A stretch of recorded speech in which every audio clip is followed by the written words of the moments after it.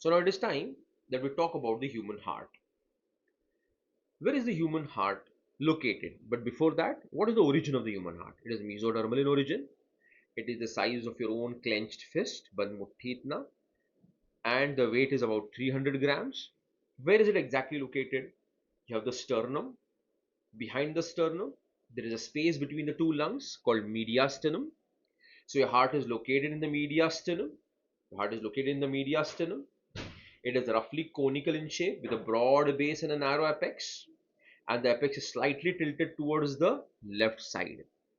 The left side of your heart consists of the left ventricle, which is the strongest chamber.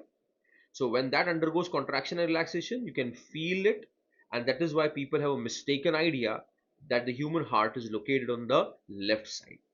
But the human heart is not located on the left side, it is the exact center. Only thing that the apex is slightly tilted towards the left. So that is the position of the human heart. Now, it's a vital organ. So all vital organs are well protected.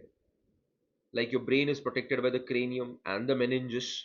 Similarly, your heart is protected by a bony protection, and the bony protection consists of the thoracic cage, that is the rib cage, followed by a double membranous bag which is called as the pericardium, and the pericardium has a fluid which is called as the pericardial fluid. Human heart is myogenic. It shows the presence of a pacemaker that can generate its own heartbeat. It does not require the signals to come from the brain to initiate it.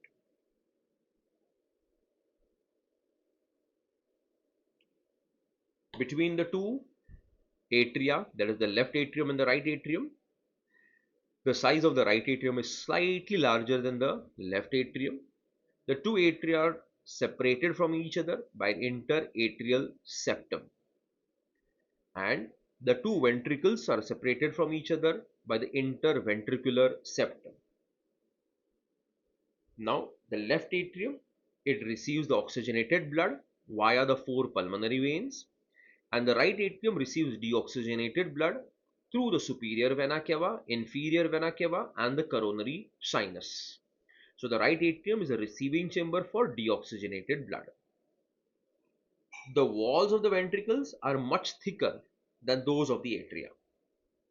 And the walls of the ventricles, here you can see the walls of the ventricles show the presence of these ridges, which are called the columnae carneae or the trabeculae carneae. Columnae carneae or the trabeculae carneae. Some of them are very tall, those are called as the papillary muscles, which are two in the left ventricle and three in the right ventricle. The left ventricle has thickest walls and a narrow lumen.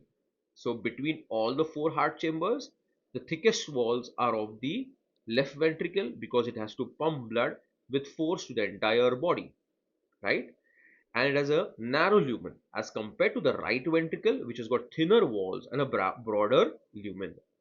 The left ventricle pumps blood into the systemic aorta, which shows the presence of an ascending, the arch, and the dorsal aorta.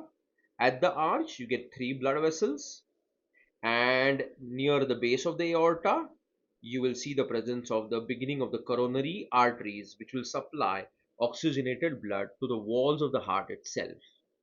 Okay, so let's turn to this point again. From the left ventricle arises the aorta.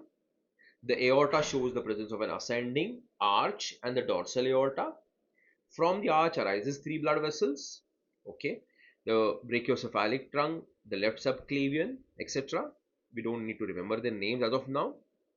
And from the start of the systemic aorta, you see the presence of the coronary arteries that will supply oxygenated blood to the muscles of the heart itself. So that's a very important artery. The right ventricle, it pumps deoxygenated blood into the pulmonary aorta, and the pulmonary aorta branches to form the right and the left pulmonary arteries. Okay. Now, between the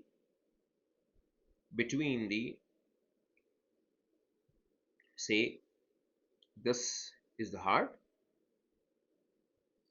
and I am talking about the left atrium and the left ventricle. Between them, there is an opening which is guarded by the bicuspid valve or the mitral valve, and the right atrium and the right ventricle opening is guarded by the tricuspid valve. The bicuspid valve, which has got two cusps, two flaps, are attached to the papillary muscles through non-elastic cords, which are called as the chordae tendineae. And here also, they are attached to three papillary muscles through the chordae tendineae. So when the ventricles contract, the pressure is generated from below. So there is a possibility that the valves may open backwards. So these chordae tendineae pull those flaps and prevent them from opening backwards. During old age, if there is an opening backwards, it's called valvular regurgitation. Okay, so that is the function of these bicuspid valves and the papillary muscles and the chordae tendineae.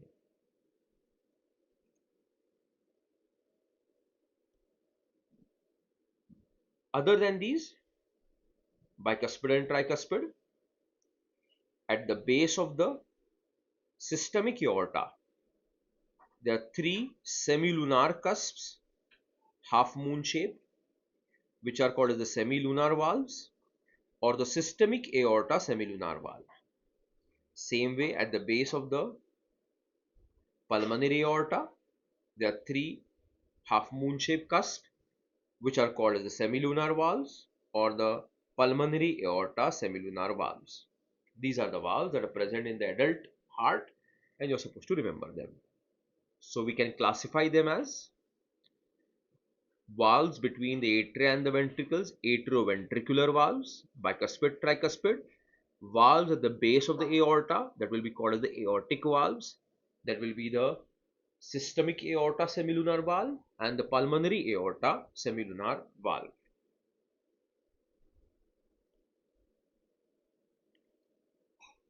As we just mentioned, that the human heart is myogenic. Myogenic means it is able to generate its own waves of depolarizations, which will bring about its regular contraction and relaxation. It does not need the depolarization to come from the brain. Yes, the brain can regulate its activity, but if the human heart is separated from the brain, still it has the ability to undergo contraction and relaxations. And how is it possible? Because it shows the presence of a specialized musculature having the property of neurons, which are called as the nodal tissues. And these nodal tissues include the pacemaker, which is called as the SA node or the sinoatrial node, which is located at the right upper corner of the right atrium nearby to the superior vena cava. It can generate impulses at the range of around 72 beats per minute.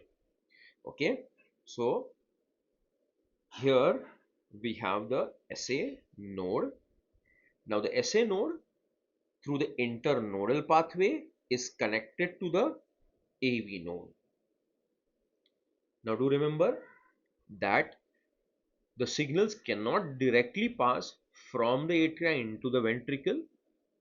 So that is why you require a separate conducting system which will carry the impulses from the atria to the ventricles.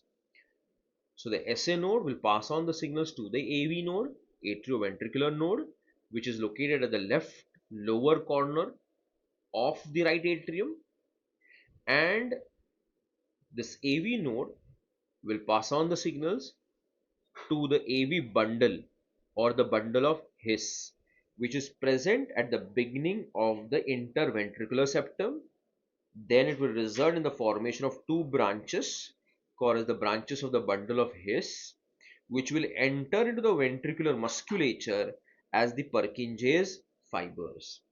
So the SA node, internodal pathway, AV node, bundle of His, and the Purkinje's fibers together is called the conducting system of the heart. And you should remember the sequence and the location of the SA node and the AV node and the bundle of His and the AV nodal bundle, and the Purkinje's fibers. The AV node has a special characteristic feature. It can delay the impulse by 0.1 seconds. So it will set the pace of your heartbeat, and that is why it is called the pace setter of the heart, whereas the SA node is called the pace maker of the heart. The human heart undergoes contractions and relaxations in a very rhythmic manner, and that is called as the cardiac cycle. The contractions of the chambers are called systole, and the relaxations are called as diastole.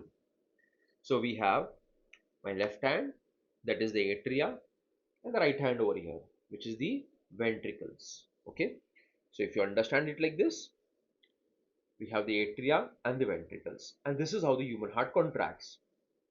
Atrial contraction followed by atrial relaxation and ventricular contraction, followed by the ventricles undergoing relaxation and joining the atria, which are already relaxing. So in other words, it is atrial systole, first step. Second step, ventricular systole. At that time, atria are undergoing a diastole. It's a major event, so we name it as ventricular systole. Now, it is atrioventricular diastole, where the ventricles are undergoing a diastole. They're joining the atria, were already diastolic. So that is called as the joint diastole. The first step, that is the atrial systole, it lasts for 0.1 seconds. The ventricular systole lasts for 0.3 seconds, and the joint diastole will last for 0.4 seconds. So one cardiac cycle duration will be 0.8 seconds. To quickly recap what we have already studied in our lectures, a quick revision would be that as the atria undergo contraction, their volume will decrease and the pressure will increase, as a result of which bicuspid valve and tricuspid valve will fully open. That means they were partially open before this, and it will add to the ventricular filling.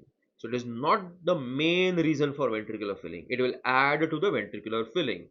So as the atria will undergo contraction, it is called as the atrial systole. The bicuspid valve and the tricuspid valve will fully open, and the blood from the respective atria will enter into the ventricles. Now the second step, that is the ventricular systole. Do remember that when the ventricles are undergoing systole, the atria are undergoing a diastole.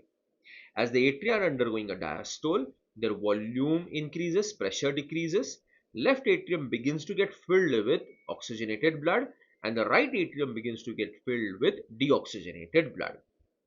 The ventricles, they begin their contraction. As they begin their contraction and the pressure will increase, the bicuspid valve and the tricuspid valve will close, making the lub sound. So the lub sound is heard due to ventricular contraction, due to increase in the ventricular pressure at the beginning of the ventricular systole. As the ventricles undergo contraction further, you see that all the valves are closed. This is the isovolumetric contraction. The ventricles now further contract, and there is a change in their volume. The volume will decrease, the pressure will greatly increase, and the chordae tendineae will not allow bicuspid and tricuspid to open backwards.